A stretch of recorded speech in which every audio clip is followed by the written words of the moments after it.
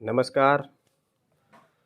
तो ये है स्पेक्ट्रम की बुक जो कि यूपीएससी या स्टेट पीसीएस या आप कोई भी एग्ज़ाम की तैयारी कर रहे हैं, गवर्नमेंट सिविल सर्विसेज की तैयारी कर रहे हैं, तो उसके लिए ये आधुनिक भारत के लिए सबसे ज़्यादा पढ़ी जाने वाली किताब है। ठीक है, इसके बारे में आपने रिव्यू वगैरह सब कुछ देखा होगा और सब ज़्यादातर टॉपर्स लोगों ने भी आपको यही सजेस्ट करी होगी कि इस बुक को आप लोगों को पढ़ना पड़ेगा। ठीक है, क्योंकि क्यों क्यों सजेस्ट करी होगी, इसलिए सजेस्ट करी थी कि इसका जो सिलेबस, इसका जो कंटेंट है, जो टेबल ऑफ कंटेंट्स हैं, वो सिलेबस के साथ मैच हो जाती है।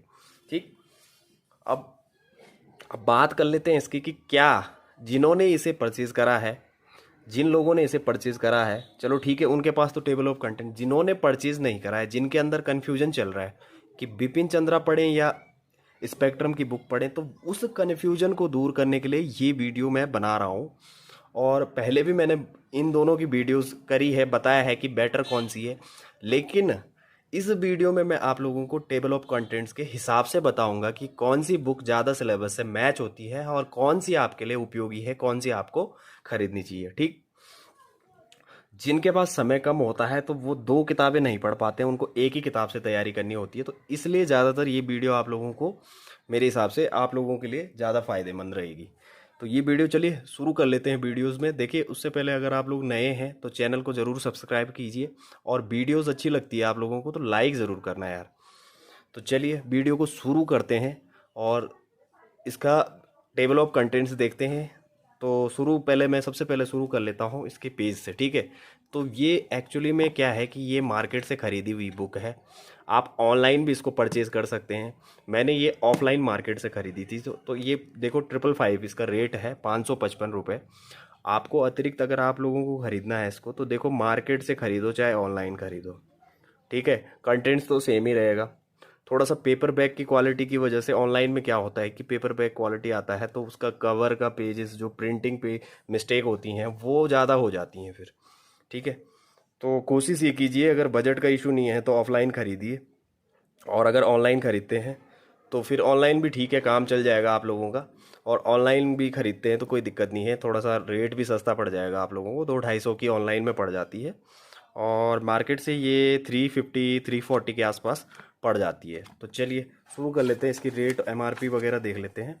तो देखो इसकी एमआरपी की बात कर लेता हूँ मैं, तो आप ध्यान से देखिए, देखो 555 रुपये इसकी एमआरपी है। ठीक है, 24वां ये संस्करण है, 2022 और 23 में वैलिड है, क्योंकि देखो 23 में अभी तक कोई इसकी प्रिंट नहीं आई है। ठीक है, 23 में कोई प्रिंट नहीं आया है इसका, तो सीधी बात है कि ये अभी 22 और 23 के लिए अवेलेबल है। ठीक है, अच्छा बात कर लेते हैं इसकी इसकी 555 की, 340 की मेरे को ये पड़ गई थी। ठीक, अब सीधा इसकी टेबल ऑफ कंटेंट्स की बात करेंगे, क्योंकि बाकी चीज़ें नहीं देखेंगे। इंपॉर्टेंट मैं जो बताने जा रहा हूँ वो टेबल ऑफ कंटेंट्स ही है। ठीक है, तो चलिए टेबल ऑफ कंटेंट्स को शुरू करते हैं और देखते हैं कि इसमें क्या क्या ऐसी चीज़ें हैं जो सिलेबस से मैच होती हैं। सभी कहते हैं तो क्यों कहते हैं, और ये देखना ज़रूरी भी है आप लोगों के लिए। ठीक है, जो बुक्स का जो कन्फ्यूजन चल रहा है, जो मॉडर्न हिस्ट्री का पार्ट है, वो बिपिन चंद्रा और स्पेक्ट्रम राजीव अहीर सर की बुक है, जो इन दोनों में बहुत ज़्यादा कन्फ्यूजन है।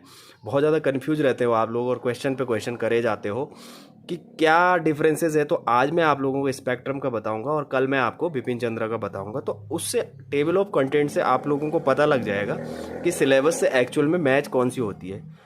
थोड़ा सा क्षमा कीजिए कि बैकग्राउंड नॉइज़ आ रहा होगा, तो चलिए उस चीज़ को इग्नोर करिए, अवॉइड करिए। जो इंपॉर्टेंट चीज़ है, जो देखने वाली चीज़ है, ध्यान उस पर दीजिए। ठीक है, ये क्लैरिटी, ये आवाज़, ये चीज़ें देखो पढ़ाई के लिए ये चीज़ें महत्व नहीं रखती हैं। महत्व वो चीज़ रखती है कि बताया क्या जा रहा है। ठीक है, यहाँ टेक चैनल तो है नहीं, ये पढ़ाई का चैनल है। पढ़ाई के चैनल में पढ़ाई ही होती है, कॉन्सेंट्रेट पढ़ाई पे करना चाहिए। तो चलिए शुरू कर लेते हैं अभी। तो देखिए सबसे पहले जो इम्पोर्टेंट तथ्य, इसमें जो इम्पोर्टेंट चीज़ें जो इसमें दे रखी हैं, देखो सबसे पहले है इसमें आधुनिक भारतीय इतिहास के स्रोत। दिख रहा होगा आप लोगों को, थोड़ा सा जूम, जो मेरे कैमरे का जूम है उसमें थोड़ा सा दिक्कत है। ठीक है, तो चलिए शुरू, थोड़ा सा जूम बढ़ा लेते हैं और जूम बढ़ा के इसको देख लेते हैं। ठीक है, तो देखो जूम में जो बात है, इसमें जूम करके आधुनिक भारतीय इतिहास के स्रोत। ठीक है, दूसरा है पुरालेखीय सामग्री, केंद्र सरकार के पुरालेख, राज्य सरकारों के पुरालेख, 3 प्रेसिडेंसीज के पुरालेख, अन्य यूरोपीय शक्तियों के पुरालेख, ठीक है, प्रकाशित अभिलेख, निजी पुरालेख, विदेशी संग्रहालयों की पुरालेख और सामग्री, ठीक है, जीवनी, साहित्य, स्मरण एवं यात्रा वृत्तांत, समाचार पत्र एवं पत्रिकाएं, मौखिक प्रमाण, सृजनात्मक साहित्य, चित्रकला, सारांश, ठीक है, ये फर्स्ट पेज पे है। आधुनिक भारतीय इतिहास लेखन के प्रमुख उपागम, ठीक है। उसके बाद आ जाते हैं आधुनिक भारतीय इतिहास लेखन के प्रमुख उपागम।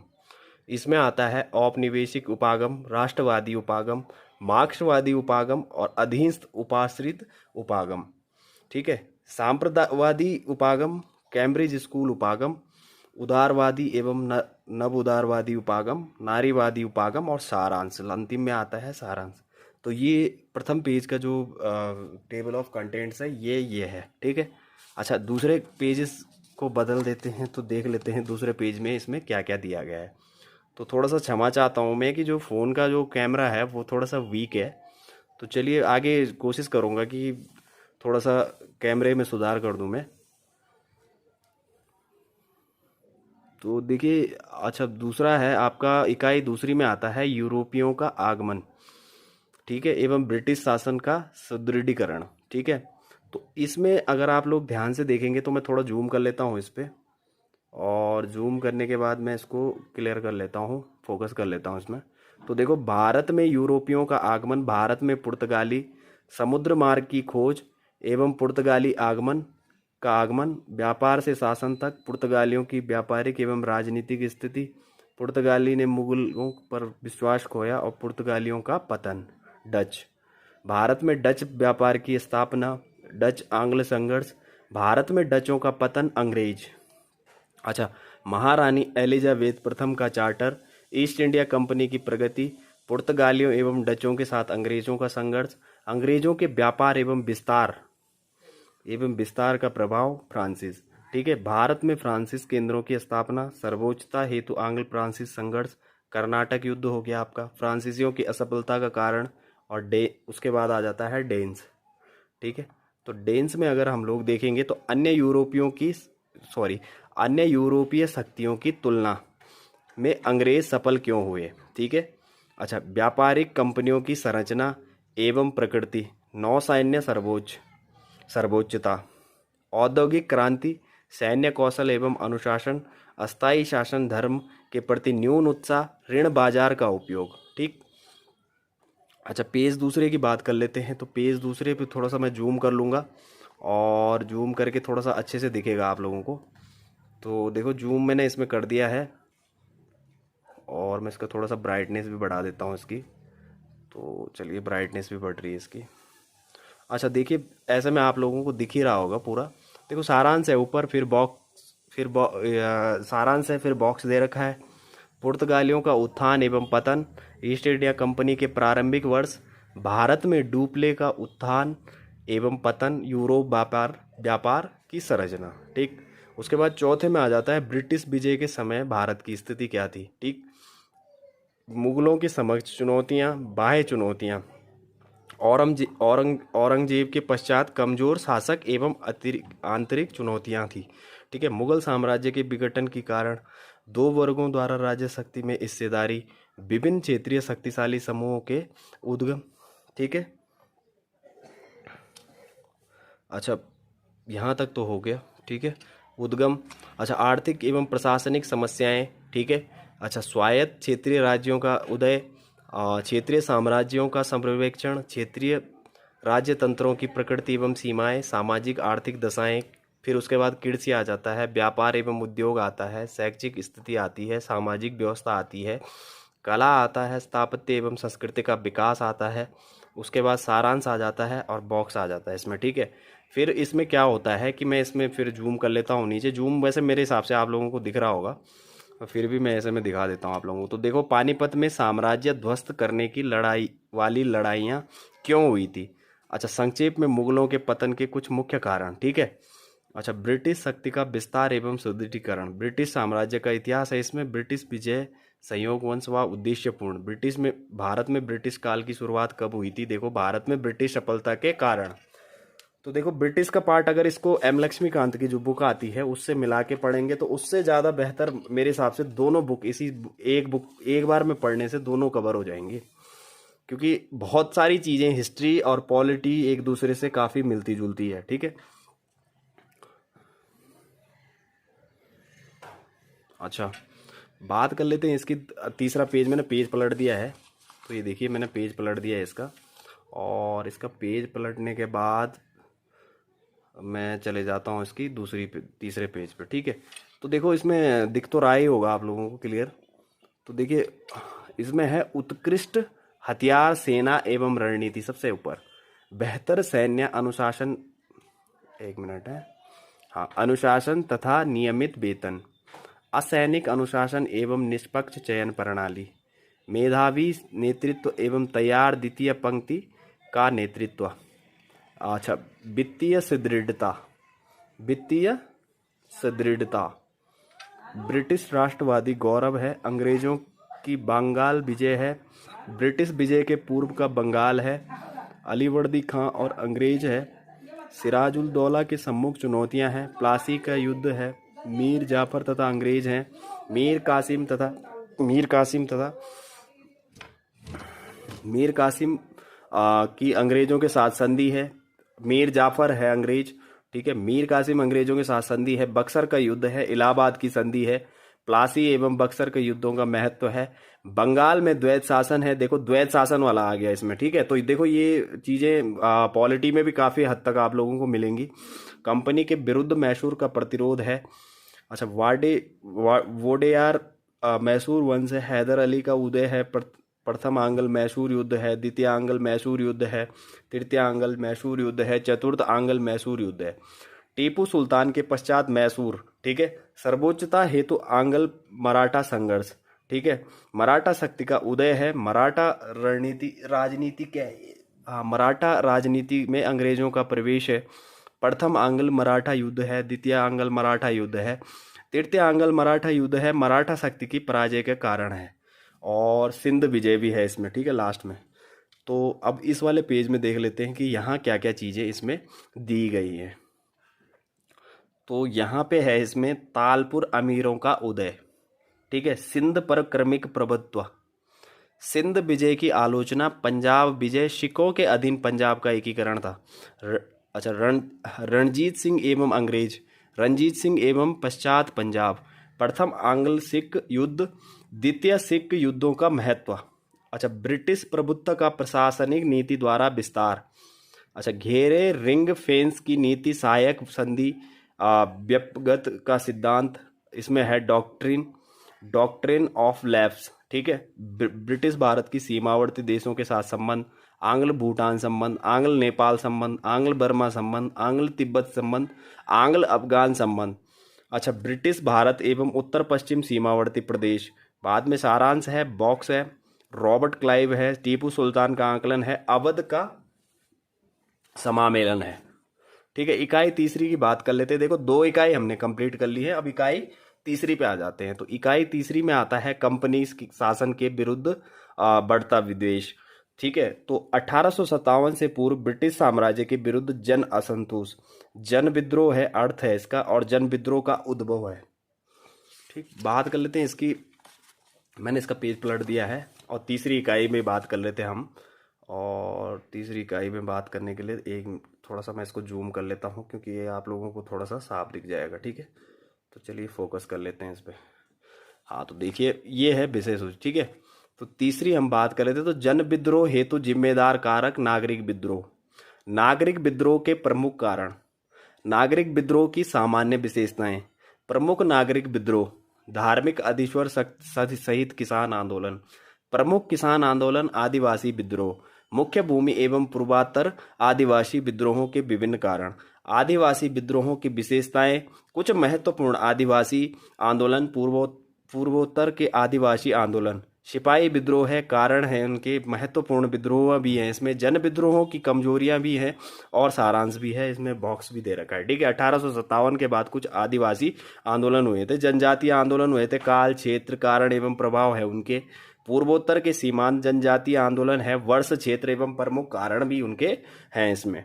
ठीक है, तो 1857 का विद्रोह जो हुआ था, धीमी गति से बढ़ता असंतोष है। 1857 का विद्रोह था, मुख्य कारण थे इसके आर्थिक कारण है, राजनीतिक कारण है, ठीक है, प्रशासनिक कारण भी है, सामाजिक धार्मिक कारण भी हैं, बाहरी घटनाओं का प्रभाव है, सिपाहियों के बीच असंतोष है, विद्रोह का प्रारंभ एवं विस्तार है।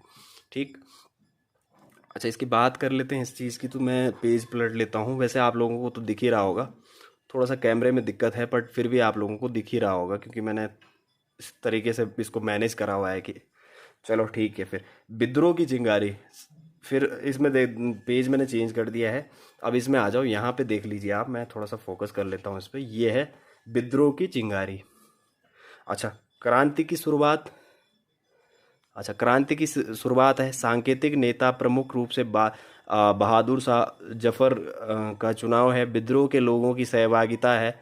विद्रोह के प्रमुख केंद्र एवं नेतृत्वकर्ता। विद्रोह का दमन, ठीक है। विद्रोह असफल क्यों हुआ, ठीक है। अखिल भारतीय सहभागिता का अभाव, सभी वर्गों को शामिल न होना, एक संगठित एवं एक बद्ध विचारधारा का अभाव, निश्चित समय की प्रतीक्षा न करना, देसी राजाओं का देशद्रोही रुख, सांप्रदायिकता का खेल, संपूर्ण देश में प्रसारित न होना, शास्त्रार्थों का अभाव, सहायक साधनों का अभाव, सैनिक संख्या में अंतर, हिंदू मुस्लिम एकता, विद्रोह की प्रवृत्ति, विद्रोह के परिणाम, विद्रोह का महत्व, सारांश, बॉक्स। अब फिर इसमें बॉक्स भी दे रखा है, ठीक है। तो बॉक्स में कुछ इंपॉर्टेंट नोट्स वगैरह इन्होंने बना रखे हैं, वो आप लोगों के लिए बहुत इंपॉर्टेंट होगा इसका। तो देखो ये बुक कितनी इंपॉर्टेंट है आप लोगों के लिए कि बिपिन चंद्र से ज़्यादा बेटर बुक है ये, ठीक है। उसमें नोवेल फॉर्मेट में है, एक कहानी की तरह में आप लोगों को समझाया गया है। उसमें नोट्स वगैरह आप लोगों को खुद बनाने पड़ेंगे। इसमें देखो नोट्स की आवश्यकता है नहीं है, अगर आप लोगों के पास समय कम है तो इससे जो बॉक्स का है, बॉक्स से आप लोगों को काफ़ी सहायता मिलेगी, इसमें जो बॉक्स बने हुए हैं, ठीक है। तो चलिए देखो, अफवाहें और उनकी स्वीकृति, श्वेत विद्रोह, व्हाइट म्यूटिनी, ठीक है। आठवां, अब इकाई चौथे में आ जाते हैं कि सुधार आंदोलन। तो सामाजिक धार्मिक सुधार आंदोलन साधारण विशेषता, ठीक है। सुधार की भावना को बल देने वाले कारक हो गए, ठीक है। ब्रिटिश शासन का प्रभाव हो गया, सामाजिक दशाओं के कारण सुधार हो गया। तो ये चीज़ें इसमें थी। अब मैं पेज पलट लेता हूँ इसका, और पेज पलट के देख लेते हैं कि दूसरे पेज में क्या क्या चीज़ें इसमें हैं, ठीक है। तो चलिए इसमें देख लेते हैं यहाँ क्या क्या चीज़ें इसमें दी गई हैं। इसको थोड़ा सा जूम आउट करेंगे। अच्छा, बात कर लेते, दिख रहा होगा आप लोगों को। पाश्चात्य संस्कृति का विरोध है, प्रबुद्ध भारतीयों की नवीन जागृति है, ठीक है। सुधार का सामाजिक एवं विचारधारात्मक आधार है, मध्य वर्ग का आधार है, बौद्धिक कसौटियां हैं। सुधार आंदोलन की दो धाराएं हैं, सामाजिक सुधार की दिशा है, स्त्रियों की दशा का सुधार के प्रयास हैं, जाति आधारित शोषण के विरुद्ध संघर्ष है, और उसके बाद इसमें सारांश है। तो कितना गहराई में इस चीज़ को, कितना डीपली कोई चीज़ को इसमें दिया हुआ है। तो मेरे हिसाब से अब आप लोगों को पता लग गया होगा कि कौन सी बुक आप लोगों के लिए ज़्यादा बेहतर है, ठीक है। देखिए, सुधार आंदोलनों एवं सुधारकों का अवलोकन 9वें पे आ जाते हैं। आंदोलन एवं सुधारक है, ब्रह्म समाज है, समाज सुधार हेतु राजा राम मोहन राय के प्रयास हैं, यंग बंगाल आंदोलन, हेनरी विवियन के डेरोजियो, ईश्वर चंद विद्यासागर, बाल शास्त्री जाम्बेकर, परमहंस मंडली, दादोबा पांडुरंग तरखंडकर। अच्छा, प्रार्थना समाज है, ज्योतिराव फुले एवं सावित्रीबाई फुले है, ताराबाई सिंधे है। अच्छा, विष्णु परशुराम शास्त्री पंडित है, ठीक है। धोंडो केशव कर्वे है, रामकृष्ण गोपाल भंडारकर है, काशीनाथ त्र्यंबकम तेलंगम है, बावदाजी लाड है, गोपाल बाबा बलंगर है, किशन पागुजी बनसोड़ है, विट्ठल रामजी शिंदे है, ठीक है। इनके बारे में इसमें है जानकारी, ठीक है। अच्छा, गोपाल हरि देशमुख ही है, यहाँ देख लीजिए, गोपाल हरि देशमुख, ठीक है। अच्छा, लोक हितवादी है, गोपाल गणेश अगरकर है, the servants of India society है, सोशल सर्विस लीग है, रामकृष्ण आंदोलन एवं स्वामी विवेकानंद, विष्णु बीकाजी गोखले, थियोसोफिकल आंदोलन, Indian social conference, Dayanand Saraswati एवं आर्य समाज है, सेवा सदन, देव समाज, धर्म सभा, भारत धर्म महामंडल, राधा स्वामी आंदोलन, कुंडुकूरी बीरे सलिगम, श्री नारायण गुरु धर्म परिपालन, SNDP आंदोलन, जस्टिस पार्टी है, आत्मसम्मान आंदोलन है, मंदिर प्रवेश आंदोलन है, बहावी वली उलाह आंदोलन है, टीटू मीर का आंदोलन है, फ्रायजी आंदोलन है, अहमदीय आंदोलन है, सर सैयद अहमद खान एवं अलीगढ़ आंदोलन है, देवबंद स्कूल, फारसी सुधार आंदोलन, सिख सुधार आंदोलन, सुधार आंदोलनों का महत्व, सकारात्मक पहलू और नकारात्मक पहलू, लास्ट में इसमें सारांश है। ठीक है, तो अब मैं पेज पलट लेता हूँ। देखो इसमें काफ़ी अच्छी जानकारी दे रखी है आप लोगों को, तो इस चीज़ को जरूर देखना और सिलेबस को अपने आईएएस के जो सिलेबस है उससे जरूर मैच कराना, देखना इसको कितने हद तक ये मैच हो जाता है मॉडर्न हिस्ट्री में। ठीक है, चलिए बात कर लेते हैं इसकी अभी स्वतंत्रता संघर्ष का आरंभ, इकाई 5वीं की बात कर लेते हैं, स्वतंत्रता संघर्ष का आरंभ। ठीक है, तो इसमें क्या क्या चीज़ें ऐसी हैं जो दे रखी हैं जो हमें देखनी आवश्यक है। तो देखिए, भारत में आधुनिक राष्ट्रवाद का प्रारंभ है। भारत में आधुनिक राष्ट्रवाद के लिए उत्तरदायी कारक हैं भारतीय एवं उपनिवेशी हितों के में संघर्ष है, देश का राजनीतिक, प्रशासनिक एवं आर्थिक एकीकरण है, पाश्चात्य चिंतन तथा शिक्षा है, प्रेस एवं साहित्य की भूमिका है, भारत के अतीत का पुनः अध्ययन है, सामाजिक धार्मिक सुधार आंदोलन का विकासात्मक स्वरूप है, मध्यवर्गीय और बुद्धिजीवियों का उत्थान है, समकालीन घटनाओं का विश्वव्यापी प्रभाव है, विदेशी शासकों का नस्लीय अहंकार एवं प्रतिक्रियावादी नीतियां, राष्ट्रवाद का प्रारंभिक आविर्भाव, राजनीतिक संस्थाएं हैं, बंगाल में राजनीतिक संस्थाएं हैं, बॉम्बे में राजनीतिक संस्थाएं हैं, मद्रास में राजनीतिक संस्थाएं हैं, अग्रणी राष्ट्रीय संगठन है, कांग्रेस से पहले चलाए गए अभियान है, सारांश है फिर लास्ट में इसमें। 11वां है भारतीय राष्ट्रीय कांग्रेस, स्थापना एवं उदारवादी चरण है। भारतीय राष्ट्रीय कांग्रेस की स्थापना है। क्या कांग्रेस की स्थापना के पीछे सेफ्टी वॉल्व की अवधारणा थी? कांग्रेस के लक्ष्य एवं उद्देश्य हैं। कांग्रेस का उदारवादी चरण है 1885 से 1905 तक का। प्रमुख नेता हैं इसमें, उदारवादी उपागम है, उदारवादी राष्ट्रवादियों का योगदान है, ब्रिटिश साम्राज्यवादी एवं आर्थिक नीतियों की आलोचनात्मक, व्यवस्थापिका एवं संवैधानिक सुधार एवं अधि प्रचार है। फिर मैं पेज पलट लेता हूँ, दूसरे पेज पे देख लेते हैं कि इसमें क्या क्या है। ठीक है, थोड़ा सा जूम आउट कर लेते हैं और फोकस कर लेते हैं इसमें। ठीक है, तो देखिए, सामान्य प्रशासकीय सुधारों हेतु उदारवादियों के प्रयास हैं, नागरिक अधिकारों की सुरक्षा है, प्रारंभिक राष्ट्रवादियों के कार्यों एवं मूल्यांकन है, जनसाधारण की भूमिका है, ब्रिटिश सरकार का रुख है, सारांश है, फिर बॉक्स दे रखा है इसमें। तो देखिए, भारतीय परिषद अधिनियम 1892। ठीक है, राष्ट्रीय आंदोलन, फिर इकाई 6वीं में आ जाते हैं। राष्ट्रीय आंदोलन 1905 से 1918 तक कौन से आंदोलन हुए हैं, कौन कौन से आंदोलन हुए हैं, तो उन चीज़ों पे, नेशनल जो आंदोलन है, राष्ट्रीय जो आंदोलन है, उन पे ध्यान दे देते हैं। तो देखो, उग्र राष्ट्रवाद का युग है 1905 से 1909 तक का। ठीक है, उग्र राष्ट्रवाद के उदय के कारण थे उसमें अंग्रेजी राज्य के सही स्वरूप की पहचान है, आत्मविश्वास तथा आत्मसम्मान में वृद्धि है, शिक्षा का विकास है, अंतर्राष्ट्रीय प्रभाव है, बढ़ते हुए पश्चिमीकरण के विरुद्ध प्रतिक्रिया है, उदारवादियों की उपलब्धियों के से असंतोष है, कर्जन एवं प्रतिक्रियावादी नीतियां हैं, जुझारू राष्ट्रवादी विचारधारा का अस्तित्व, ठीक, एक प्रशिक्षित नेतृत्व का उद्भव, स्वदेशी एवं बहिष्कार आंदोलन है, लोगों को विभाजित करने हेतु बंगाल का विभाजन है। ठीक है, उदारवादियों द्वारा बंगाल विभाजन का विरोध है। ठीक है, कांग्रेस की स्थिति है, उग्र राष्ट्रवादियों के नेतृत्व में आंदोलन है। ठीक है, उग्र राष्ट्रवादियों का कार्यक्रम है, संघर्ष का नया स्वरूप एवं प्रभाव, जन सहभागिता का दायरा है, आंदोलन का अखिल भारतीय पहलू है। अच्छा, बंगाल विभाजन का लोप है। तो फिर इसका पेज पलट लेते हैं, इकाई 6वीं में भी बहुत कुछ इसमें है। ठीक है, तो जो पढ़ना अभी बाकी रह गया, तो मैंने पेज पलट दिया है, थोड़ा सा जूम आउट कर लेंगे इस चीज़ को और देख लेते हैं इसमें। ठीक है, तो स्वदेशी आंदोलन का मूल्यांकन है, स्वदेशी आंदोलन की असफलता है, आंदोलन एक क्रांतिकारी परिवर्तन सिद्ध हुआ है, सूरत है, विभाजन है, सूरत का रुख है, विभाजन सुनिश्चित होना है, सरकार द्वारा दमन है, सरकार की रणनीति है, सुधार है, मौर्ली मिंटो सुधार 1909, मुख्य सुधार का मूल्यांकन, सारांश, बॉक्स, उदारवादियों की उग्रवादियों के अंतर।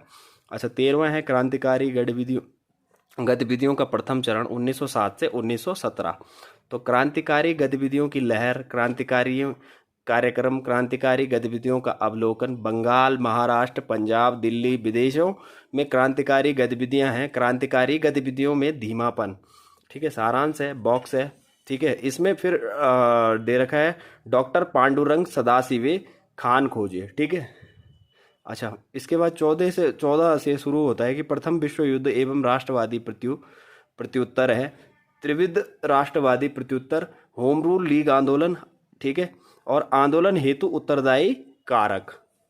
तो ये इसमें रह गया, अभी इकाई 6 में रह रखा है, तो इस पेज में देख लेते हैं, इसको थोड़ा सा जूम इन करेंगे क्योंकि आप लोगों को थोड़ा सा स्पष्ट दिखना चाहिए ये चीज़, ठीक है। उसके बाद है इसमें लीग, ठीक है, थोड़ा सा जब हाथ कर रहा हूँ मैं तो फोकस हो रहा है इसका, लीग, होम रूल लीग आंदोलन कार्यक्रम, ठीक है। लीग के प्रति सरकार का रुख, क्या कारण था कि 1919 तक आते आते आंदोलन धीमा पड़ गया।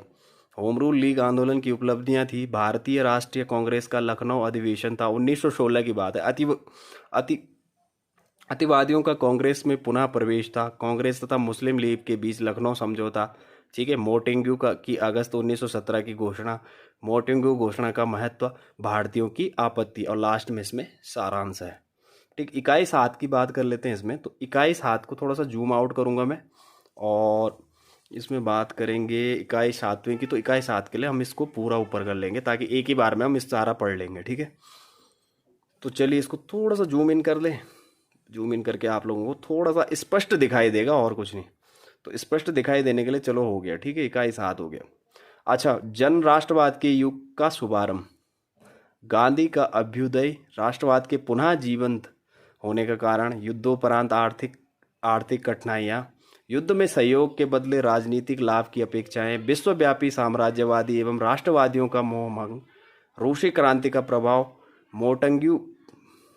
मोटेग्यू चेम्सफोर्ड सुधार, और भारत सरकार अधिनियम 1919। अधिनियम के प्रमुख प्रावधान, अधिनियम का मूल्यांकन, कांग्रेस की प्रतिक्रिया, गांधी जी का अभ्युदय, प्रारंभिक जीवन तथा दक्षिण अफ्रीका में सत्या का प्रयोग, दक्षिण अफ्रीका में गांधी जी के अनुभव, गांधी जी की सत्याग्रह की तकनीकी, ठीक है, तकनीक क्या थी, गांधी जी के भारत वापसी, चंपारण सत्याग्रह 1917, प्रथम सविनय अवज्ञा, ठीक है। तो अब इकाई 7 में अभी खत्म नहीं हुआ है, तो अभी देख लेते हैं, इकाई 7 में बहुत कुछ है, तो इसको थोड़ा सा जूम आउट कर लेते हैं और इस वाले पेज को देख लेते हैं कि इसमें क्या क्या दिया हुआ है। देखो तो कितनी सारी चीज़ें जो हैं वो हमारे सिलेबस से मैच हो रही हैं। अच्छा, अब बात कर लेते हैं, ये है अहमदाबाद मिल हड़ताल, प्रथम भूख हड़ताल थी ये, ठीक है, 1918 की बात है, प्रथम भूख हड़ताल है। खेड़ा सत्याग्रह था 1918 में, प्रथम असहयोग हुआ था। चंपारण, अहमदाबाद तथा खेड़ा में गांधी जी की उपलब्धियां। रॉलेट एक्ट सत्याग्रह एवं जलियांवाला बाग जनसंहार, रॉलेट एक्ट के विरुद्ध सत्याग्रह, प्रथम जन आंदोलन जलियांवाला बाग हत्याकांड 13 अप्रैल 1919 में। अच्छा, हंटर जांच आयोग, कांग्रेस का दृष्टिकोण, सारांश बॉक्स, और टॉलस्टॉय फॉर्म। 16वां है खिलाफत एवं असहयोग आंदोलन, पृष्ठभूमि है खिलाफत की मुद्दा है, खिलाफत असहयोग कार्यक्रम है, खिलाफत के प्रश्न पर कांग्रेस का रवैया है, कांग्रेस को मुस्लिम लीग का समर्थन है, असहयोग खिलाफत आंदोलन है, आंदोलन का प्रसार, जन प्रतिक्रिया, ब्रिटिश सरकार की प्रतिक्रिया, आंदोलन का अंतिम चरण है, गांधी जी ने आंदोलन वापस क्यों लिया है, खिलाफत आंदोलन तथा असहयोग आंदोलन का मूल्यांकन, सारांश है, बॉक्स है लास्ट में, ठीक है। बॉक्स बहुत इंपॉर्टेंट है आप लोगों के लिए, तो थोड़ा सा ध्यान दीजिएगा। सीताराम राजू और रंपा विद्रोह, उग्रवादी समानांतर, आंदोलन की निरंतरता, ठीक है। 17वां है आपका स्वराजियों, समाजवादी विचारों, क्रांतिकारी गतिविधियों एवं अन्य नवीन शक्तियों का उदय, स्वराजी एवं परिवर्तन विरोधी, ठीक। अब पेज पलट लेते हैं, अभी 7वीं जो इकाई है वो ख़त्म नहीं हुई है, वो काफ़ी बड़ी है इसमें, ठीक है। कांग्रेस खिलाफत स्वराज पार्टी का उदय, स्वराजियों का तर्क, ठीक है, परिवर्तन विरोधियों का तर्क, ठीक है, सहमति से असहमति, स्वराजियों का चुनाव घोषणा पत्र, गांधी जी का रुख, विधानमंडलों में स्वराजियों की गतिविधियां, परिवर्तन विरोधियों के रचनात्मक कार्य, नई शक्तियों, समाजवादी विचारों एवं युवा शक्ति व्यापार संघ का उदय, समाजवादी एवं मार्क्सवादी विचारों का प्रसार, भारतीय युवाओं की प्रसक्रियताएं, किसानों के प्रदर्शन, व्यापार संघ का विकास, जातीय आंदोलन। अच्छा, क्रांतिकारी गतिविधियों का समाजवाद की ओर झुकाव, 1920 के दशक में क्रांतिकारी गतिविधियां, असहयोग आंदोलन के पश्चात लोग क्रांतिकारी गतिविधियों की ओर आकर्षित क्यों हुए, प्रमुख प्रभावी कारक, पंजाब संयुक्त प्रांत बिहार में बंगाल में, ठीक है, सरकार की प्रतिक्रिया एवं पतन, क्रांतिकारी दर्शन का प्रतिपादन, सारांश। 18वां है साइमन कमीशन एवं नेहरू रिपोर्ट। तो सुधारों की प्रगति की समीक्षा हेतु उठाए गए कदम, भारतीय विधिक आयोग की नियुक्ति, भारतीय प्रतिक्रिया पुलिस का दमन, राष्ट्रीय आंदोलन एवं साइमन कमीशन की नियुक्त का प्रभाव, साइमन कमीशन की अनुशंसाएं, नेहरू रिपोर्ट। ठीक है, तो बात कर लेते हैं, थोड़ा सा आगे पलट लेते हैं। देखो 7वीं इकाई बहुत बड़ी है इसमें, ठीक है, जो कि अभी तक खत्म नहीं हुई है, पता नहीं कितने पेजों की है। तो इस पर थोड़ा सा फोकस कर लेते हैं ताकि आप लोगों को दिख जाए। ठीक है, तो इसमें क्या क्या चीज़ें हैं थोड़ा सा ध्यान से देखिए। ठीक है, देखो मुख्य मुख्य अनुशंसाएं हैं, मुस्लिम एवं हिंदू सांप्रदायिक प्रतिक्रिया है, जिन्ना द्वारा प्रस्तुत संशोधन है, नेहरू रिपोर्ट से असंतुष्ट है। ठीक है, सारांश है, बॉक्स है, डॉक्टर अंबेडकर एवं साइमन कमीशन है, साइमन कमीशन रिपोर्ट तथा नेहरू रिपोर्ट में अंतर है, सविनय अवज्ञा आंदोलन एवं गोलमेज सम्मेलन है। ठीक है, सविनय अवज्ञा आंदोलन की पृष्ठभूमि का निर्माण है, कांग्रेस एक का कलकत्ता अधिवेशन है, 1929 के दौरान राजनीतिक गतिविधियां, लॉर्ड इरविन की घोषणा, 21 अक्टूबर 1929 में दिल्ली घोषणा पत्र है, लाहौर अधिवेशन और पूर्ण स्वराज्य है, 26 जनवरी 1930 स्वतंत्रता की शपथ। ठीक है, सविनय अवज्ञा आंदोलन, नमक सत्याग्रह एवं अन्य विप्लव, गांधी जी की 11वां सूत्रीय मांगे, नमक का केंद्रीय मुद्दे के रूप में क्यों चुना गया था, दांडी मार्च है आपका 12 मार्च 6 अप्रैल 1930, नमक कानून की अवज्ञा का प्रसार है, प्रदर्शन का प्रभाव है, जन सहभागिता की व्यापकता है, सरकार की प्रतिक्रिया है, संघर्ष विराम के प्रयास हैं, गांधी इरविन समझौता है, सविनय अवज्ञा आंदोलन का मूल्यांकन है, कांग्रेस का कराची अधिवेशन 1931 में, कराची के कांग्रेस का प्रस्ताव, गोलमेज सम्मेलन, प्रथम गोलमेज सम्मेलन, द्वितीय गोलमेज सम्मेलन। ठीक है, अच्छा, तृतीय दूसरा पेज है कि तृतीय गोलमेज सम्मेलन, सविनय अवज्ञा आंदोलन का पुनः प्रारंभ। ठीक है, संघर्ष विराम का काल, द्वितीय गोलमेज सम्मेलन के पश्चात भारत सरकार में परिवर्तित रवैया, सरकार की कार्रवाई का, ठीक है, कार्रवाई, जनता की प्रतिक्रिया, कांग्रेस का पक्ष, गांधी जी की प्रतिक्रिया, पूना समझौता, पूना समझौते पैक्ट का दलितों पर प्रभाव, गांधी जी की हरिजन अभियान एवं जाति संबंधी विचार, गांधी जी के तथा अंबेडकर के मध्य वैचारिक भिन्नता और समानता, सारांश। ठीक है, अच्छा, सविनय अवज्ञा आंदोलन पश्चात भविष्य की रणनीति पर बहस, प्रथम चरण की बहस, नेहरू के विचार, नेहरू द्वारा संघर्ष विराम, संघर्ष और रणनीति का विरोध, सत्ता में भागीदारी पर विरोध, सहमति, भारत सरकार अधिनियम 1935, अधिनियम की मुख्य विशेषताएं, अधिनियम का मूल्यांकन, राष्ट्रवादियों की प्रतिक्रिया, द्वितीय चरण की रणनीति पर बहस, मत भिन्नता, गांधी जी की स्थिति, कांग्रेस का चुनाव घोषणा पत्र, कांग्रेस का प्रदर्शन और सारांश। तो अब इसको थोड़ा सा जूम इन कर लेते हैं और अब देख लेते हैं प्रांतों में कांग्रेस शासन, गांधी जी की सलाह, कांग्रेस मंत्रालयों के अधीन कार्य, नागरिक स्वतंत्रता, कृषि सुधार, मजदूरों के प्रति नजरिया, समाज कल्याण संबंधी सुधार, मूल्यांकन और सारांश। इकाई 8वीं में है, द्वितीय विश्व युद्ध के परिणाम स्वरूप राष्ट्रवादी प्रतिक्रिया, संघर्ष के तरीकों को लेकर कांग्रेस में द्वंद्व, हरिपुरा एवं त्रिपुरी अधिवेशन, सुभाष चंद्र बोस के विचार, गांधी जी एवं सुभाष, विचारधारात्मक मतैक्यता एवं भिन्नता, द्वितीय विश्व युद्ध एवं राष्ट्रवादी प्रतिक्रिया, वायसराय को कांग्रेस का प्रस्ताव, कांग्रेस कार्य समिति की वर्धा में बैठक, अच्छा, सरकार का दृष्टिकोण तथा कांग्रेस मंत्रिमंडल द्वारा त्यागपत्र, सरकार की गुप्त कार्यनीति, अगस्त प्रस्ताव, प्रत्युत्तर, मूल्यांकन, व्यक्तिगत सत्याग्रह, गांधी जी ने नेहरू को अपना उत्तराधिकारी नामित किया, क्रिप्स मिशन क्यों भेजा गया, मुख्य प्रावधान, क्रिप्स मिशन के प्रस्तावों का पूर्ववर्ती प्रस्तावों से भिन्न होना, क्रिप्स मिशन क्यों असफल हुआ, सारांश, और बाद में है इसमें बॉक्स। तो बॉक्स बहुत महत्वपूर्ण है आपके लिए, महत्वपूर्ण तिथियां, तो बॉक्स को जरूर देखिए, इसमें बॉक्स में बहुत सारे इंपॉर्टेंट नोट्स हैं, तो चीज़ें आपके लिए यूपीएससी में काम आ सकती हैं। ठीक है, अच्छा, फिर आ जाओ भारत छोड़ो आंदोलन, आज़ाद हिंद फौज एवं पाकिस्तान की मांग, भारत छोड़ो आंदोलन, संघर्ष क्यों अपरिहार्य को हो गया।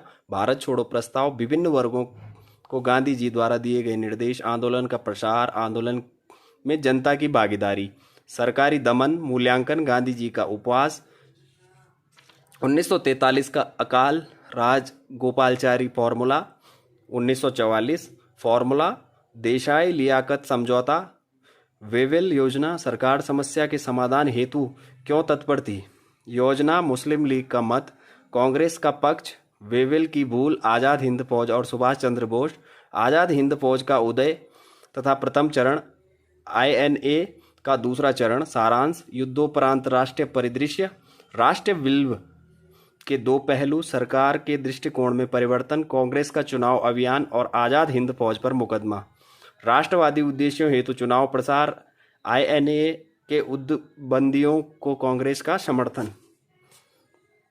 तो अब पेज पलट लेता हूं मैं।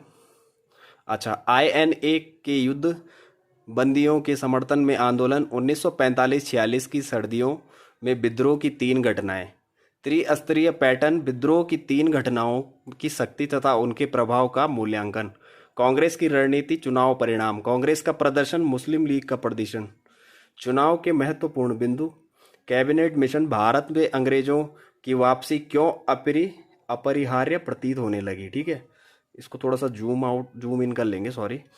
तो कैबिनेट मिशन योजना की पूर्व संध्या, कैबिनेट मिशन के प्रस्ताव, समूहन व्यवस्था के संबंध में विभिन्न व्याख्याएं, प्रमुख मत, स्वीकार्यता एवं अस्वीकार्यता, सांप्रदायिक विध्वंस और अंतरिम सरकार, सरकार की प्राथमिकताओं में परिवर्तन, अंतरिम सरकार, मुस्लिम लीग की गतिरोध उत्पन्न करने की, ठीक है, मानसिकता तथा भविष्य की रणनीति, भारत में सांप्रदायिकता का जन्म एवं विकास, भारतीय सांप्रदायिकता की विशिष्टताएं, सांप्रदायिकता के कारण द्विराष्ट्र सिद्धांत का उद्भव, सारांश, बॉक्स और वेवेल का ब्रेकडाउन प्लान। ठीक है, तो स्वतंत्रता एवं विभाजन, एटली की घोषणा के प्रमुख बिंदु।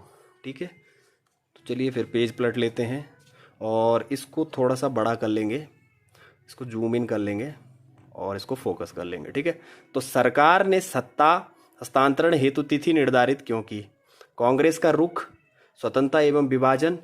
ठीक है, माउंट बैटन वायसराय के रूप में माउंट बैटन योजना, 3 जून 1947, भारतीय स्वतंत्रता अधिनियम, अंग्रेजों की जल्द वापसी के निर्णय में से उत्पन्न समस्याएं, राज्यों का एकीकरण, विभाजन की अनिवार्यता, कांग्रेस ने विभाजन क्यों स्वीकार किया, गांधी जी की असमर्थता, अंग्रेजों को भारत छोड़ने पर बाध्य करने वाली शक्तियां। ठीक है, ऐतिहासिक उद्देश्य का सिद्धांत, साम्राज्यवाद का पतन, 2 महान शक्तियों का उदय और इंग्लैंड में लेबर पार्टी का उदय, भारतीय राष्ट्रवाद को रोकने में अंग्रेजों की विफलता, विस्फोटक परिस्थितियों तथा कानून व्यवस्था की स्थिति, भारतीय नौसेना का विद्रोह, वामपंथ का उभरना, द्विविकल्प सिद्धांत, राष्ट्रमंडल का विकल्प, सारांश और बॉक्स प्लान बाल्कन। तो अब ये इकाई 8 खत्म हो चुकी है और इकाई 9 पे बात कर लेते हैं। ठीक, तो इकाई 9 पे बात करने से पहले मैं इसको थोड़ा सा जूम इन कर दूंगा ताकि आप लोगों को थोड़ा स्पष्ट दिखाई दे। तो स्पष्ट दिखाई, इकाई 9 है ब्रिटिश शासन के अधीन भारत, शासन एवं अन्य पहलू। ठीक है, तो 26 पे है संवैधानिक, प्रशासनिक एवं न्यायिक विकास। ठीक है, 1773 और 1858 के बीच संवैधानिक विकास। इसमें क्या है, regulating act 1773, Pitt's India act 1784। ये आपको पॉलिटी की एम लक्ष्मीकांत में भी मिलेगा। ठीक है, तो चलिए पेज पलट लेते हैं और दूसरे पेज में चले जाते हैं। अब यहाँ क्या क्या है ये देख लेते हैं। इसको थोड़ा सा जूम इन आउट कर लेंगे क्योंकि फोकस नहीं बन पा रहा है इसमें। तो चलिए, अच्छा, अधिनियम 1786, देखो इसमें चार्टर एक्ट है 1793, चार्टर एक्ट है 1813, चार्टर एक्ट है 1833, चार्टर एक्ट है 1853। तो भारत के शासन को अच्छा बनाने के लिए, ठीक है, 1858 का अधिनियम, 1858 के बाद स्वतंत्रता प्राप्ति तक संवैधानिक विकास, भारतीय परिषद अधिनियम 1861, भारतीय परिषद अधिनियम 1892, भारतीय परिषद अधिनियम 1909 और भारतीय परिषद अधिनियम 1919। साइमन कमीशन है, भारत सरकार अधिनियम 1935 है, भारत में सिविल सेवाओं का विकास है, कार्नवालिस की भूमिका है, ठीक है, वेलजली की भूमिका है, चार्टर अधिनियम 1853 है। भारतीय सिविल सेवा अधिनियम है 1861, ठीक है। सांविधिक सिविल सेवा है। कांग्रेस की मांग एवं एचिसन कमेटी है। मोंटफोर्ड सुधार है 1919, ठीक है। ली आयोग है 1924। भारत सरकार अधिनियम है 1935 के अंतर्गत सिविल सेवा ठीक है, ब्रिटिश शासन के अंतर्गत सिविल सेवाओं का मूल्यांकन है। आधुनिक भारत में पुलिस व्यवस्था का सूत्रपात, ठीक है, ब्रिटिश शासनाधीन सेना। ब्रिटिश भारत में न्यायपालिका का विकास। वॉरेन हेस्टिंग के अधीन सुधार 1772 से 85 तक के। कॉर्नवालिस 1786 से 93 के अधीन सुधार। शक्तियों का पृथक्करण विलियम बेंटिंग के अधीन सुधार 1828 से 35 तक, ठीक है। तो अब दूसरा पेज पे चले जाते हैं और दूसरे पेज को थोड़ा सा जूम इन करेंगे ताकि थोड़ा सा स्पष्ट दिखाई दे, ठीक है। तो पश्चातवर्ती विकास है, मूल्यांकन है इसमें, और ब्रिटिश शासन के अधीन न्यायपालिका के सकारात्मक पहलू, ठीक है। नकारात्मक पहलू भी हैं इसमें। 1857 के पश्चात प्रशासनिक संरचना में प्रमुख परिवर्तन। प्रशासनिक परिवर्तनों की उत्पत्ति। औपनिवेशीकरण का नवीन चरण। प्रशासन केंद्रीय, प्रांतीय एवं स्थानीय। केंद्रीय सरकार है, प्रांतीय सरकार है, स्थानीय निकाय है। सारांश है उसके बाद भारत में ब्रिटिश की नीतियों का सर्वेक्षण। प्रशासनिक नीतियां। बांटो एवं राज करो की नीति है। शिक्षित भारतीयों के प्रति देश द्वेष है। जमींदारों के प्रति दृष्टिकोण है। सामाजिक सुधारों के प्रति दृष्टिकोण है। अविकसित सामाजिक सेवाएं हैं। श्रमिक विधान है। प्रेस की स्वतंत्रता पर प्रतिबंध है, ठीक है। रंग भेद की नीति है। भू राजस्व नीतियां हैं। हेस्टिंग की व्यवस्था है। अस्थायी बंदोबस्त। रैयतवाड़ी व्यवस्था। महालवाड़ी पद्धति। ब्रिटिश भू राजस्व व्यवस्था का समग्र प्रभाव। भारत में अंग्रेजों की सामाजिक एवं सांस्कृतिक नीति। नए विचारों की विशेषताएं, विचारधाराएं या सिद्धांत। भारतीय पुनर्जागरण। तो अब पेज पलट लेते हैं और देखते हैं आगे क्या है दूसरे पेज में। तो इसको थोड़ा सा जूम आउट कर लेंगे और इसमें देख लेते हैं कि इसमें क्या क्या है, ठीक है। तो शुरू से इसमें देखिए, इसमें है सरकार के सम्मुख असमंजस की स्थिति, ठीक है। सरकार के सम्मुख असमंजस की स्थिति। ईसाई मिशनरियों की भूमिका। ब्रिटिश नीति का बदलना। भारतीय रियासतों के प्रति ब्रिटिश नीति। भारत में ब्रिटिश विदेश नीति। सारांश है इसमें, ठीक है। उसके बाद है आपका भारत में ब्रिटिश शासन का आर्थिक प्रभाव। अनौद्योगिकीकरण। भारतीय हस्तशिल्प का ह्रास। एक तरफा मुक्त व्यापार। आधुनिक औद्योगिकरण की दिशा में कोई प्रयास नहीं। गांवों की ओर गमन। कृषकों को बढ़ती दरिद्रता। पुराने जमींदारों की तबाही तथा बिचौलियों का उदय। कृषि में की बिगड़ती दशा एवं गतिरोध। अकाल एवं निर्धनता। भारतीय कृषि का वाणिज्यीकरण। उद्योगों का विनाश एवं आधुनिक उद्योगों को विलंबित विकास, ठीक है।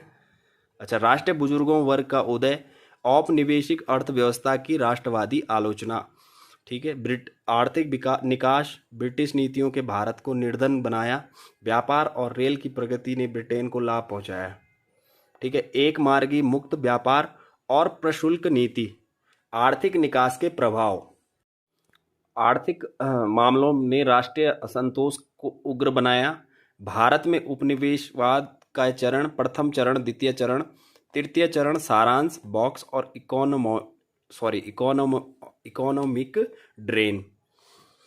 तो चलिए दूसरा पेज पलट लेते हैं और इस पे देख लेते हैं क्या क्या है, ठीक है। तो इसको थोड़ा सा जूम इन करेंगे ताकि थोड़ा सा बड़ा दिखे और आपको स्पष्ट दिखाई दे, ठीक है। तो भारत में प्रेस का विकास। प्रारंभिक विनियमन। प्रेस की स्वतंत्रता सुनिश्चित करने हेतु प्रारंभिक राष्ट्रवादियों के प्रयास। अच्छा, वर्नैक्युलर प्रेस एक्ट 1878। राष्ट्रवादी पत्रकारों का दमन जारी। प्रथम विश्व युद्ध के दौरान एवं उसके पश्चात। द्वितीय विश्व युद्ध के दौरान, स्वतंत्रता के पश्चात। सारांश, शिक्षा का विकास। कंपनी शासन के अंतर्गत 1813 के चार्टर एक्ट से प्रशंसनीय शुरुआत। आंग्ल प्राच्य विवाद। लॉर्ड मैकाले का स्मरण पत्र 1835। थॉमसन के प्रयास। चार्ल्स वुड का डिस्पैच 1854 में, ठीक है। क्राउन के शासनाधीन शिक्षा का विकास। हंटर शिक्षा आयोग।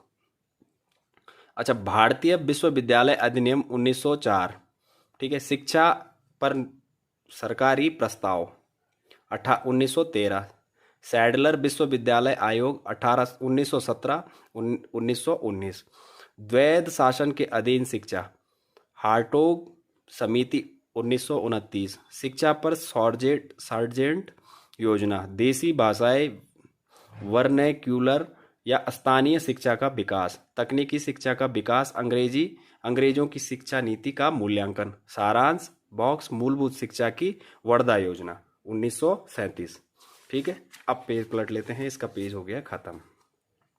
ठीक है, तो देखो कितनी सारी चीजें हैं इसमें कि इस वीडियो को बनाते बनाते इतना लंबा टाइम हो गया है।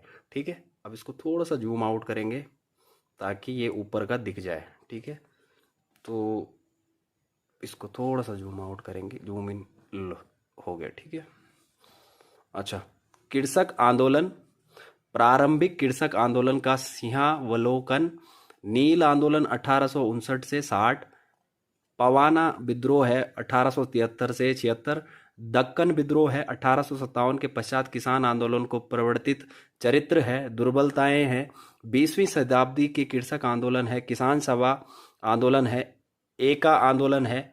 ठीक है, मोपला विद्रोह है, बारडोली सत्याग्रह है, 1930 से 40 के दशक के किसान आंदोलन है, कीर्ति किसान आंदोलन है, अखिल भारतीय किसान कांग्रेस सभा है, कांग्रेस शासन के अधीन है, प्रांतों में किसानों की गतिविधियां हैं, द्वितीय विश्व युद्ध के दौरान किसान आंदोलन, द्वितीय विश्व युद्ध के पश्चात किसान आंदोलनों की उपलब्धियां, सारांश है इसमें। ठीक है, अच्छा, 32वां है श्रमिक वर्ग आंदोलन, प्रारंभिक प्रयास है, स्वदेशी आंदोलन के दौरान है, प्रथम विश्व युद्ध के दौरान एवं उसके उपरांत है, एटक की स्थापना है, ट्रेड यूनियन अधिनियम 1926 है, 1920 के दशक में उत्तरार्ध में है, मेरठ षड्यंत्र केस है 1929, कांग्रेस सरकारों के समय है, द्वितीय विश्व युद्ध के दौरान और उसके उपरांत, स्वतंत्रता के पश्चात, और फिर है सारांश।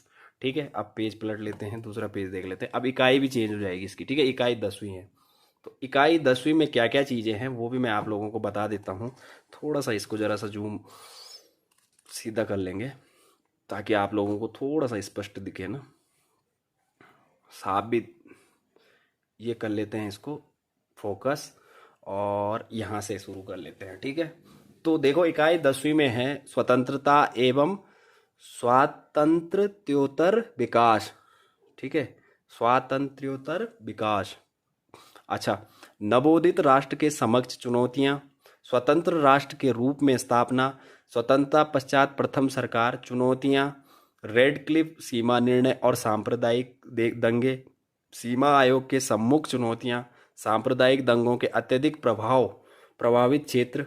ठीक है, अच्छा, संसाधनों के विभाजन से संबंध चुनौतियां, सिविल सरकार का विभाजन, वित्त का विभाजन, सैन्य कर्मियों तथा साजो सामान का विभाजन। ठीक, अब इसको ऊपर कर लेंगे। अच्छा, उसके बाद आती है इसमें महात्मा गांधी की हत्या, शरणार्थियों का पुनर्वास एवं बंदोबस्त। ठीक है, पूर्वी पंजाब बंगाल अल्पसंख्यकों हेतु दिल्ली फैक्ट, भारत में शरणार्थी पुनर्वास केंद्र, साम्यवादी कम्युनिस्ट और स्वतंत्रता को लेकर साम्यवादी संशयवादी क्यों थे, प्रतिरोधी रणनीति के से संवैधानिक लोकतंत्र और कूच। सारांश है, भारतीय रियासतें हैं, उसके बाद ब्रिटिश शासन तथा रियासतों के बीच संबंधों का क्रमिक विकास, संबंधों के पनपने के चरण, जनमत संग्रह एवं सैन्य कार्रवाई, क्रमिक एकीकरण, और फिर है सारांश। अब इसका पेज पलट लेते हैं और दूसरा पेज में देख लेते हैं क्या है। अब इसको थोड़ा सा जूम आउट करेंगे क्योंकि ऊपर का जो हिस्सा है वो सही से दिख नहीं रहा। तो ये है ऊपर का हिस्सा इसका, और इसको देख लेते हैं ऐसे में। ठीक है, इसको थोड़ा सा स्पष्ट कर लेता हूँ मैं आप लोगों के लिए। ये है इसका स्पष्ट, अब ऐसे में दिख जाएगा आप लोगों को। तो संविधान, भारतीय संविधान का निर्माण है, संविधान सभा की पृष्ठभूमि है, संविधान सभा है रचना एवं प्रकृति है, संविधान सभा का प्रातिनिधिक स्वरूप है, संविधान सभा का मूल्यांकन है, स्वतंत्रता पश्चात है, कार्य है, समितियां हैं एवं सहमति है, सारांश है, राष्ट्रवादी विदेश नीति का विकास, ऐतिहासिक परिदृश्य, 1880 से प्रथम विश्व युद्ध तक साम्राज्यवाद विद्रोह विरोधी एवं एशिया समर्थक भावनाएं, प्रथम विश्व युद्ध है 1920 एवं 1930 के दशक में समाजवादियों के साथ समीकरण स्थापित करना है, 1936 के पश्चात फांसीवाद विरोध रवैया स्वतंत्रता के उपरांत, पंचशील एवं गुट निरपेक्षता, सारांश है इसमें, बॉक्स है, गुट निरपेक्ष देशों का प्रथम सम्मेलन और गुट निरपेक्षता के प्रमुख लक्ष्य एवं विशेषताएं हैं। प्रथम आम चुनाव में चुनावों के आयोजन हेतु मूलभूत कार्य है, निर्वाचन आयोग है, चुनाव हेतु विधान है, स्वतंत्र भारत के प्रथम चुनाव है, चुनौतियां हैं, चुनाव के भाग लेने वाले राजनीतिक दल हैं, चुनाव का आयोजन है, चुनाव परिणाम है। ठीक है, पेज पलट लेते हैं ताकि थोड़ा इसको ज़रा जूम इन करेंगे इस बार। इस वाले पेज में फोकस सही बन रहा है इसका, थोड़ा सा इसको जूम इन कर लेंगे और अब देख लेते हैं। तो इसमें है सारांश बॉक्स, आम चुनाव 1951-52 में सीट प्राप्त करने वाले दल, नेहरू के नेतृत्व में स्वतंत्र भारत 1947 से 1964। तो राजनीतिक विकास है, राष्ट्रीय भाषा को लेकर विचार विमर्श है, राज्यों की भाषाएं पुनर्गठन है, अन्य राजनीतिक दलों का विकास है, एक आलोकतांत्रिक कार्य है, आर्थिक विकास हेतु नियोजन की अवधारणा है, विज्ञान एवं प्रौद्योगिकी का विकास है, सामाजिक विकास है, शिक्षा में विकास है, नेहरू के अधीन सामाजिक परिवर्तन है, विदेश नीति है, भारत के पड़ोसी देशों से संबंध है, भारत एवं पाकिस्तान, भारत और चीन, भारत और नेपाल, भारत और भूटान, भारत और श्रीलंका। सारांश है। फिर आगे इसमें लाल बहादुर शास्त्री का प्रधानमंत्रित्व काल, ठीक, वो भी पूरा दे रखा है इसमें। तो देखिए क्या क्या है, जून 1964 से जनवरी 1966 तक रहा है। तो सरकार की अगुवाई के लिए लाल बहादुर शास्त्री का चयन, प्रारंभिक जीवन, स्वतंत्रता पश्चात राजनीतिक यात्रा, प्रधानमंत्रित्व काल, परिवर्तन के साथ नेहरू की विरासत की निरंतरता, चुनौतियां, आर्थिक विकास, आर्थिक सुधार का एक अग्रदूत। अब पेज पलट लेते हैं, देखते हैं दूसरे पेज में क्या क्या है। ये वीडियोस मैंने आप लोगों की स्पेशली इसलिए बनाया है ताकि आप लोग इसको सिलेबस से मैच कर सकें और ये देख सकें कि इसमें और बिपिन चंद्रा की जो बुक का सिलेबस है इसमें कितना ज़्यादा गहराई में कोई चीज़ को दे रखा है।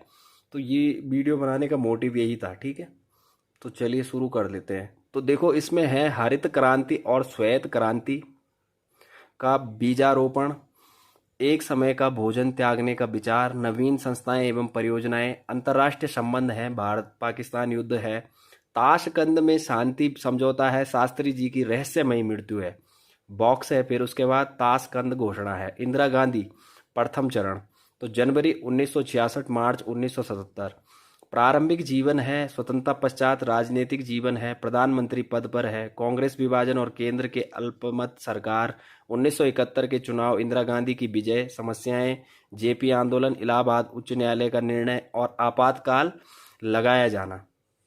आपातकाल की स्थिति 1975 से 1977, 1977 के चुनाव, राजनीतिक व्यवस्था के में प्रगति, कांग्रेस के परिवर्तन, क्षेत्रीय हितों में वृद्धि, सिक्किम का सम्मेलन, हिंदी विरोधी उपद्रवों के नियंत्रण हेतु भाषा नीति, शक्ति का केंद्रीकरण और समाजवादी मार्ग, न्यायपालिका के पंख कतरने का प्रयास, 82वां संविधान संशोधन अधिनियम एवं संक्षिप्त संविधान, सामाजिक आर्थिक नीतियां, बैंकों एवं अर्थव्यवस्था के अन्य क्षेत्रों का राष्ट्रीयकरण।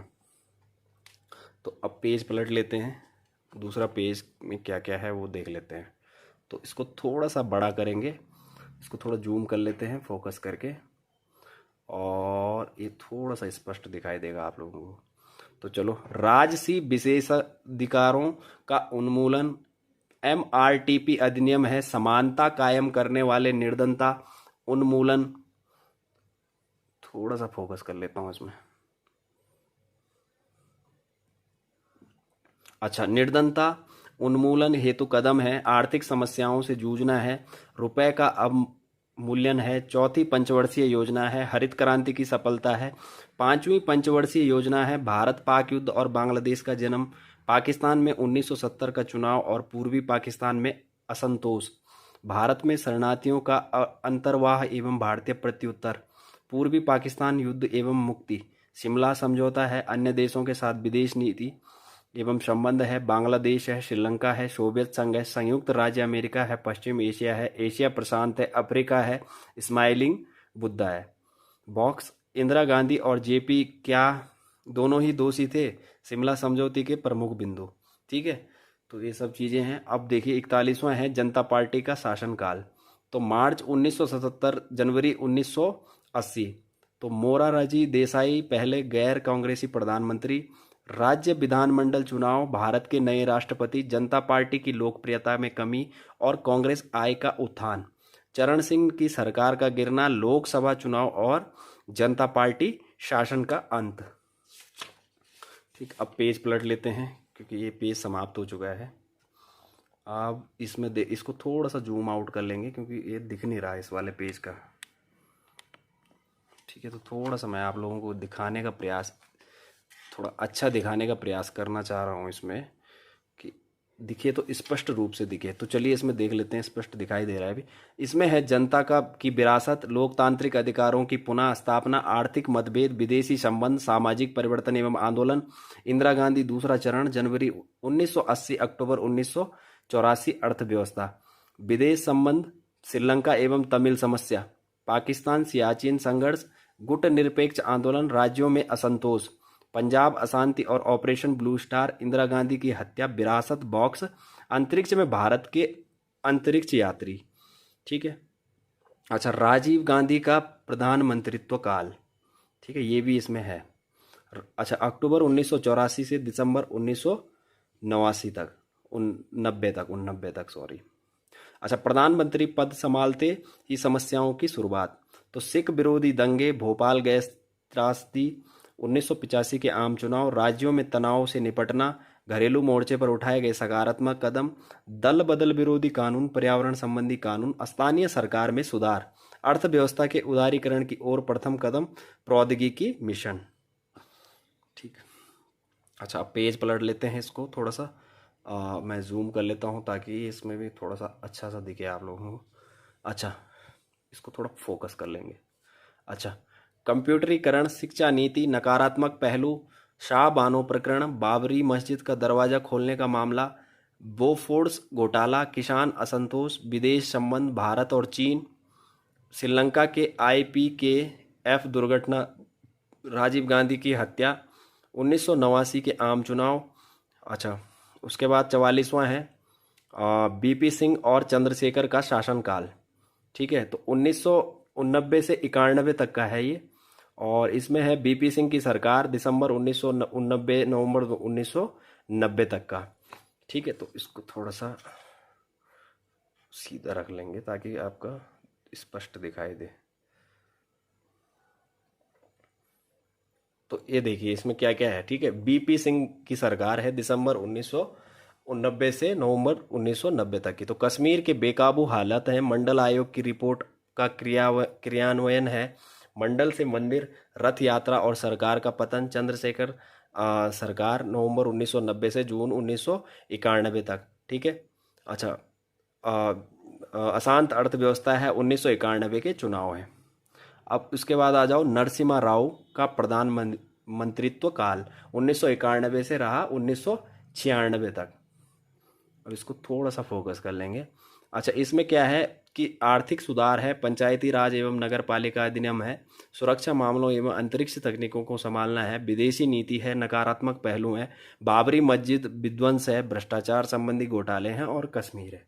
ठीक, अब हम पेज पलट लेंगे और इसको कर लेंगे जूम आउट, थोड़ा सा जूम आउट कर लेंगे इसको ताकि ये वाला पेज जो है वो सही से दिख जाए। तो ये दिख गया पूरा पेज। इसको थोड़ा सा क्लियर कर लेंगे और इसको थोड़ा सा, मेरे तो मानना है कि इसको थोड़ा सा बड़ा कर लेंगे ताकि हमें स्पष्ट रूप से दिखाई दे। तो जूम करने से तो नहीं दिखाई दे रहा है, तो चलो ठीक है, यहाँ से देख लीजिए।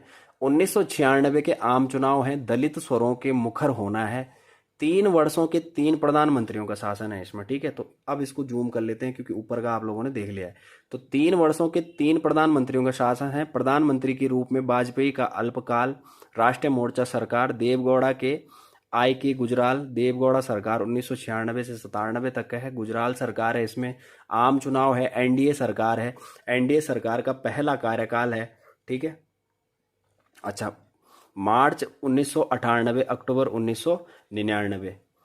ठीक है, अच्छा, पोखरण है इसमें, पोखरण सेकंड है, ऑपरेशन शक्ति है इसमें, लाहौर सम्मेलन है, कारगिल युद्ध है, एनडीए सरकार है, दूसरा कार्यकाल है, आर्थिक एवं सामाजिक कदम है, आतंकवादी मुसीबतों और पाकिस्तान से संबंध है, अमेरिका के से संबंध है, कश्मीर चुनाव है, नकारात्मक पहलू है, एनडीए का महत्व है, 2004 के आम चुनाव है, यूपीए सरकार है इसमें, यूपीए सरकार का प्रथम कार्यकाल है। ठीक है, सामाजिक कल्याण संबंधी कदम, विदेश संबंध, नया राष्ट्रपति। तो अब पेज पलट लेंगे और पेज में देख लेंगे कि यहाँ क्या है। ठीक है, तो यहाँ में थोड़ा सा मेरे हिसाब से इसको जूम करना पड़ेगा ताकि थोड़ा सा बढ़िया सा दिखे आप लोगों को। ठीक है, इसको कर लेते हैं इन। तो अब जो है ये थोड़ा सा अच्छा दिखेगा। अब ये देखिए, ठीक है, अब ये दिखेगा आपको अच्छा। ठीक है, थोड़ा सीधा कर लेते हैं इसको। अच्छा, तो ये देखिए, ठीक है। अच्छा, आतंकवादी हमले हैं। ठीक है, आतंकवादी हमले हैं, राज्यों की स्थिति है, कश्मीर में बिगड़ते हालात हैं, 2009 के चुनाव हैं, यूपीए सरकार है, द्वितीय कार्यकाल, तेलंगाना मुद्दा है, सामाजिक कल्याण संबंधी कदम एवं कानून है, मंगल के लिए अंतरिक्ष अभियान है, भ्रष्टाचार आरोप एवं लोकपाल अधिनियम है। ठीक है, आम चुनाव के पूर्व की दशाएं हैं, 2014 के आम चुनाव हैं। ठीक है, अच्छा, एनडीए सरकार है 2014 से अभी तक की। तो ठीक है, डिजिटल इंडिया, ई गवर्नेंस की दिशा में एक कदम, महत्वपूर्ण सामाजिक आर्थिक नीतियों और कार्यकाल, सुरक्षा, विदेश संबंध, सामाजिक स्थिति, आम चुनाव 2019, एनडीए के पुनः सरकार बनाई, एनडीए के विषय में विजय के कारक। ठीक है, एनडीए के दूसरे कार्यकाल में कतिपय उल्लेखनीय कार्य, देश में कोविड-19 महामारी का प्रभाव, स्वतंत्रता का 75वां वर्ष।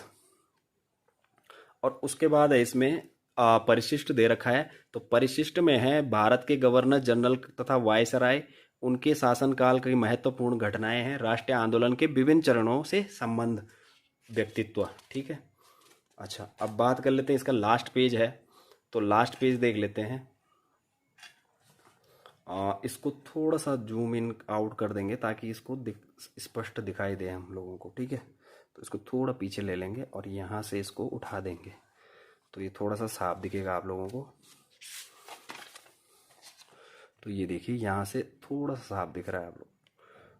ठीक है, तो ये देखिए, यहाँ देखिए, स्वदेशी आंदोलन है, असहयोग आंदोलन और 1920 का दशक है, सविनय अवज्ञा आंदोलन तथा 1930 का दशक है, भारत छोड़ो आंदोलन है, महिला स्वतंत्रता सेनानी है, राष्ट्रवादी दौर के प्रसिद्ध अभियोग केस हैं, सामाजिक धार्मिक सुधार आंदोलन है।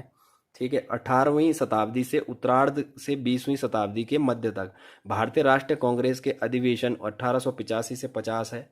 ठीक है, 1950 है, जातीय आंदोलन है, कृषक आंदोलन है, ब्रिटिश शासनकाल के प्रमुख कानून है, ब्रिटिश शासनकाल की प्रमुख शिष्टमंडल है। अच्छा, ब्रिटिश काल में विदेशों पर अधिकार है, भारतीय क्रांतिकारी संगठन है, समाचार पत्र एवं जर्नल्स है। ठीक है, आधुनिक भारत में अकाल है, आयोग समितियां हैं, ब्रिटिश शासनकाल में अर्थव्यवस्था व वित्त संबंधी आयोग एवं समितियां हैं। और 16वां है प्रमुख नारे, संदर्भ, लास्ट में है संदर्भ। तो ये रही इसकी विषय सूची, इसका कंटेंट्स। आप लोगों ने मैसेज करके मुझे स्पेशली पूछा था कि इसका कंटेंट क्या होगा। ठीक है, तो मैंने आप लोगों को इसका पूरा, जो पूरे एक एक चीज़ें हैं, एक एक पॉइंट है, पूरे कंटेंट मैंने आप लोगों को इसका बता दिया है। ठीक है, इसका रेट मैंने आप लोगों को बता दिया है। देखो, एमआरपी तो ये है और इतनी मोटी बुक है ये, इसमें 1000 पेज हैं, पूरे 1000 पेज हैं इसमें। तो ये बुक मैंने जब सिलेबस से मैच करी थी तो यूपीएससी के सिलेबस से मॉडर्न हिस्ट्री के लिए सबसे बेस्ट बुक यही है।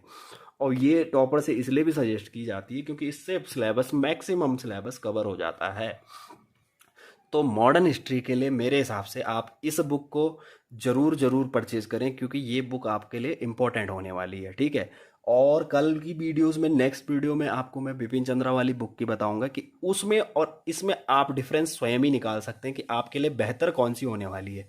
क्योंकि उसकी विषय सूची देखने के बाद, उसकी टेबल ऑफ कंटेंट्स देखने के बाद, उसके कंटेंट्स देखने के बाद आप लोग खुद ही डिसाइड कर पाएंगे कि हमें कौन सी बुक परचेज करनी चाहिए। तो देखिए, इसका पूरा कंटेंट्स देखिए। तो चलिए, अभी फ़िलहाल इस वीडियो में मैं इतना ही बता रहा हूँ आप लोगों को। और देखिए, अगर आप लोगों को कोई कमेंट्स, आपको कोई क्वेश्चन होगा तो आप कमेंट सेक्शन में मुझे वीडियो बनाने के लिए कह सकते हैं। ठीक है, और रही बात इसकी, तो देखिए, एक बिपिन चंद्रा की बतानी तो वो भी मैं कल आप लोगों को वीडियो बना दूंगा अलग से।